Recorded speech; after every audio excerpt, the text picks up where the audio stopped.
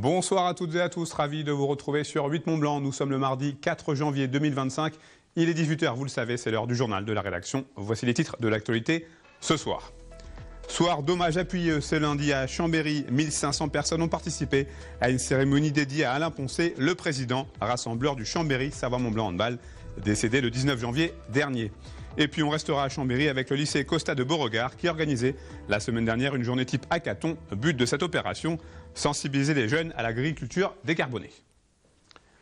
Je vous en parlais dans les titres. Si les obsèques d'Alain Poncet se sont déroulées dans la plus stricte intimité il y a quelques jours, près de 1500 personnes ont participé ce lundi soir au phare de Chambéry à une cérémonie d'hommage à l'historique président du Chambéry Savoie-Mont-Blanc Handball. Un moment fort en émotion à l'image d'Alain Poncet. Nous y étions au reportage. Le spectacle doit continuer, c'est certainement ce qu'aurait voulu Alain Poncet, l'emblématique président du Chambéry Savoie-Mont-Blanc Handball, disparu le 19 janvier dernier. Épreuve de l'émoi suscitée par ce décès brutal, près de 1500 personnes étaient présentes pour lui rendre un dernier hommage ce lundi soir au phare, l'antre de la team Chambé qu'il avait façonné. Entrepreneur de talent, Alain Poncet était aussi un homme de médias et bon nombre de ses anciens collaborateurs avait fait le déplacement. Il m'a offert une opportunité incroyable de vivre les Jeux Olympiques à la maison. Je me rappellerai toujours de son appel en me disant voilà, j'ai une bonne et une mauvaise nouvelle. La bonne, c'est que j'ai une accréditation tout site pour les Jeux, donc ça c'était formidable, c'était en janvier 92. La mauvaise, c'est que j'ai pas de budget, j'ai qu'un lit de camp dans le studio de Radio Nostalgie à Courchevel. J'ai dit non, mais je signe tout de suite, et c'est de là qu'est né entre nous un petit gimmick en disant voilà, je suis ton esclave, parce que en fait, il n'avait jamais vraiment de budget pour payer, quoi, en fait. Ancien élu municipal à la mairie de Jacob Belcombette, il avait également joué un rôle prépondérant à l'agglo. Je crois que ce qui marque l'action d'Alain, c'est son goût de rendre service, d'aller vers les autres et de l'intérêt général. Que ce soit son action à Jacob, son action à l'agglo ou son action au hand, il a toujours privilégié l'intérêt général. Il n'a jamais fait ce qu'il a fait pour lui-même, il l'a toujours fait pour les autres. Mais bien évidemment, c'est dans le monde du handball qu'Alain Poncet aura laissé la plus grande empreinte. Président de Chambéry pendant 28 ans, il aura fait des jaunes et noirs une place forte du hand français. Ce lundi soir, il y avait beaucoup d'émotions dans la famille du handball.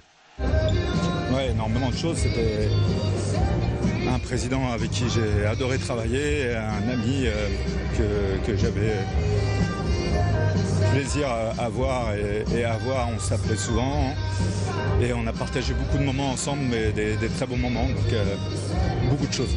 Seulement 13e de Star League cette saison, il y a fort à parier que les joueurs savoyards auront à cœur d'être en mission pour terminer de la meilleure des manières le championnat pour leur président. Sportivement, on n'est pas là où on devrait être, où on voudrait être. Et puis avec tout ce qui se passe, voilà, je pense qu'il y a un hommage à rendre à toutes les personnes qui nous ont quittés, et notamment Alain. Donc voilà, on est doublement motivé sur cette deuxième partie de saison pour rendre hommage à tout le monde. On n'a pas encore pris la mesure de son absence parce que les matchs n'ont pas recommencé, mais voilà, de ne pas l'avoir dans le vestiaire avant, de ne pas le voir sur son siège et maintenant de l'avoir affiché en haut du phare avec nous, je pense que c'est quelque chose forcément qui va nous porter. Désormais, le siège fétiche du président Poncet restera vide au phare. Une immense page se tourne à Chambéry. On se retrouve au phare d'ici peu, et puis surtout un truc important, prenez soin de vous.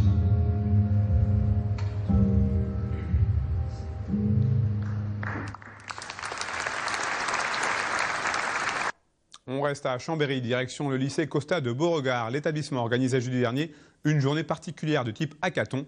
Des élèves de BTS et de première ont ainsi pu échanger sur une thématique très actuelle, l'agriculture décarbonée, via le goût d'entreprendre. En équipe, ces étudiants ont dû trouver des solutions aux défis que leur ont été proposés. Les précisions de Chloé Lemeur. Ce jeudi, pas de cours classiques prévus pour ces étudiants au lycée Costa de Beauregard, mais du concret et de la pratique. Une journée type hackathon autour d'une thématique bien d'actualité, celle de l'agriculture et de la décarbonisation. Organisé depuis 3 ans par le réseau Entreprendre pour apprendre, cet événement réunit des élèves en BTS métiers du végétal et de première STI 2D du lycée Saint-Ambroise. On est sur une journée défi mini-entreprise S. C'est un des formats qui permet aux jeunes de découvrir le monde de l'entreprise. L'objectif, c'est de leur faire réfléchir en équipe à un défi qui pourrait favoriser la transition vers l'agriculture de demain. Une agriculture bas carbone, une agriculture résiliente et prospère. Et donc là, ils sont arrivés, ils ne connaissaient pas la thématique et ils travaillent en équipe, ils cherchent des idées et en fin de journée, ils devront être capables de présenter le fruit de leur réflexion à des jurés qui vont venir les écouter et les valoriser. Autour de chaque table, les élèves ne sont bien sûr pas seuls dans cette quête de projet. Maraîchers, pépiniéristes, conseillers à la Chambre d'agriculture de Savoie. Avec eux, 7 professionnels réfléchissent à l'agriculture de demain. Comme cet artisan paysagiste qui participe depuis déjà 3 ans à cette journée. Il faut davantage créer des événements comme ça pour susciter de l'intérêt, notamment pour l'agriculture. Leur donner des pistes de réflexion par rapport à mon témoignage d'expérience et puis les aider à canaliser, à formuler des projets, quoi. Parce qu'à 17 ans ou 16 ans, c'est pas si simple de s'orienter sur une voie professionnelle. Donc il faut tenir compte aussi de ces aspirations-là. Temps de réflexion, création du business model, du logo ou encore du nom de l'entreprise. L'objectif pour les élèves est aussi d'apprendre à s'organiser en équipe et de prendre des décisions. Le tout en se familiarisant avec le monde agricole. Une démarche vue d'un bon œil par certains participants. Ça peut nous apporter quelque chose dans le CV déjà, c'est important. On crée des liens avec des gens qu'on ne connaît pas. On est avec Gilbert Perrin, ça se passe super bien.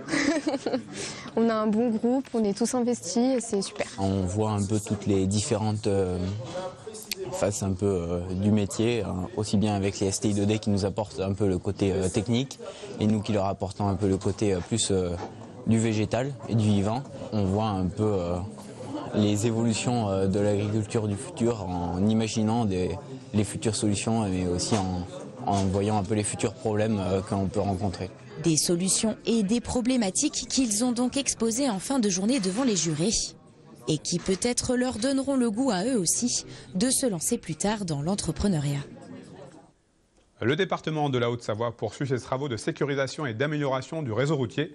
Ce mardi matin, les élus du conseil départemental étaient à Six-Fer à cheval pour une visite de chantier. Là-bas, des travaux de stabilisation de la berge ont été entrepris depuis le 20 janvier. Des aménagements considérés comme urgents au vu de la proximité avec le Gifre. Reportage sur place de Kezia Poudou. Depuis le 20 janvier, la circulation se fait en alternat sur la RD 907 en aval du pont du Vivier à Six-Fer à cheval. L'enrochement qui protégeait la berge du Gifre a subi des dégradations dues au débit de la rivière, l'empêchant de faire son rôle de bouclier. Résultat, l'eau n'était plus retenue efficacement, causant ainsi l'érosion du talus. Ça a généré donc l'opération qu'on voit actuellement d'une reprise complète de l'enrochement sur un linéaire de 100 mètres pour le reconstituer, mais cette fois-ci avec donc des blocs beaucoup plus importants, donc des blocs entre 3 tonnes et 1 tonne, 3 tonnes maximum, ça constitue vraiment des blocs très conséquents, avec cette particularité qu'on les assoit sur un sabot, donc c'est une espèce de fouille qui fait à peu près 1,50 m de large sur 1,50 m de haut, et qu'on remplit également de blocs, ce qui permet d'asseoir tous ces enrochements et entre guillemets de les fonder sur un support stable. Si les travaux ont débuté il y a maintenant 2 semaines, l'enrochement a été provisoirement consolidé en décembre dernier au vu de l'urgence. En effet, les précédentes crues menaçaient de faire effondrer la route. Des travaux qui restent de petite ampleur mais impératifs pour le département de la Haute-Savoie. On est à peu près à 150 000 € donc, de coûts.